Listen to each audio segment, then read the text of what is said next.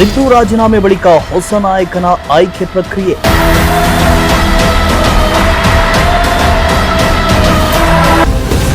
CLP ಸಭೆಯಲ್ಲಿ DK Shivakumar ಆಯ್ಕೆ ಬಹುತೇಕ ಖಚಿತ.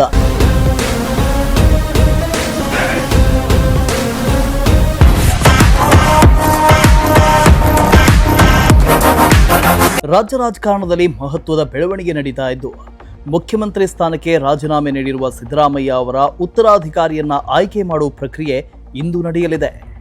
ಕಾಂಗ್ರೆಸ್ ಶಾಸಕಾಂಗ ಪಕ್ಷದ ಸಭೆಯಲ್ಲಿ ನೂತನ ನಾಯಕನ ಆಯ್ಕೆಗೆ ವೇದಿಕೆ ಸಿದ್ಧವಾಗಿದ್ದು, ಡಿಕೆ ಶಿವಕುಮಾರ್ ಡಿಕೆ ಅವರ ಹೆಸರೇ ಬಹುತೇಕ ಅಂತಿಮ ಎನ್ನಲಾಗ್ತಿದೆ.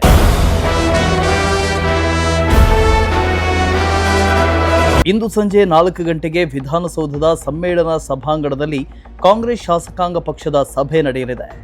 ಸಭೆಗೆ ಎಲ್ಲ ಕಾಂಗ್ರೆಸ್ ಶಾಸಕರಿಗೂ ಆಹ್ವಾನ ನೀಡಲಾಗಿದ್ದು, ನೂತನ ನಾಯಕನ ಆಯ್ಕೆ ಪ್ರಕ್ರಿಯೆ ನಡೆಸಲಾಗುತ್ತೆ. ಹೈಕಮಾಂಡ್ ಈಗಾಗಲೇ ಡಿಕೆ ಶಿವಕುಮಾರ್ ಹೆಸರಿನ ಬಗ್ಗೆ ಒಪ್ಪಿಗೆ ಸೂಚಿಸಿರುವ ಹಿನ್ನೆಲೆಯಲ್ಲಿ ಸಭೆ ಕೇವಲ ಔಪಚಾರಿಕತೆಯಾಗಿ ನಡೆಯುವಂತ ಸಾಧ್ಯತೆ ಇದೆ ಎನ್ನಲಾಗ್ತಿದೆ.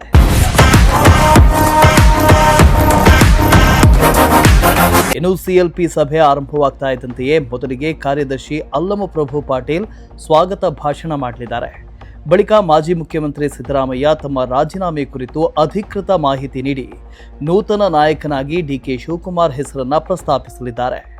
ಈ ಪ್ರಸ್ತಾವನೆಗೆ ಹಿರಿಯ ಶಾಸಕರು ಅನುಮೋದನೆ ನೀಡುವ ಮೂಲಕ ಡಿಕೆ ಶಿವಕುಮಾರ್ ಅವರನ್ನ ಶಾಸಕಾಂಗ ಪಕ್ಷದ ನಾಯಕರಾಗಿ ಘೋಷಣೆ ಮಾಡುವ ಸಾಧ್ಯತೆ ಇದೆ.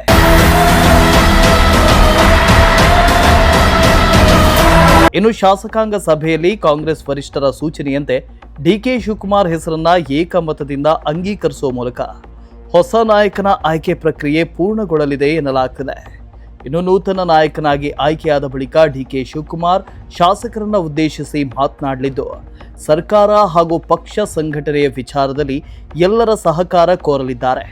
ಇತ್ತ ನಾಯಕತ್ವ ಬದಲಾವಣೆ ನಡುವೆಯೂ ಕಾಂಗ್ರೆಸ್ನಲ್ಲಿ ಏಕತೆ ಪ್ರದರ್ಶನಕ್ಕೆ ಹೈಕಮಾಂಡ್ ಒತ್ತು ನೀಡಿದೆ.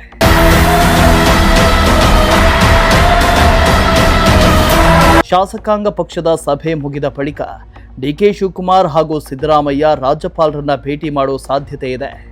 ನೂತನ ಸರ್ಕಾರ ರಚನೆ ಹಾಗೂ ಪ್ರಮಾಣ ವಚನ ಸಮಾರಂಭದ ದಿನಾಂಕ ನಿಗದಿ ಕುರಿತಂತೆ ಚರ್ಚೆ ನಡೆಯಲಿದ್ದು, ರಾಜ್ಯ ರಾಜಕಾರಣದಲ್ಲಿ ಹೊಸ ಅಧ್ಯಾಯ ಆರಂಭವಾಗಲಿದೆ. News desk, Prajashakti TV, Tumakuru.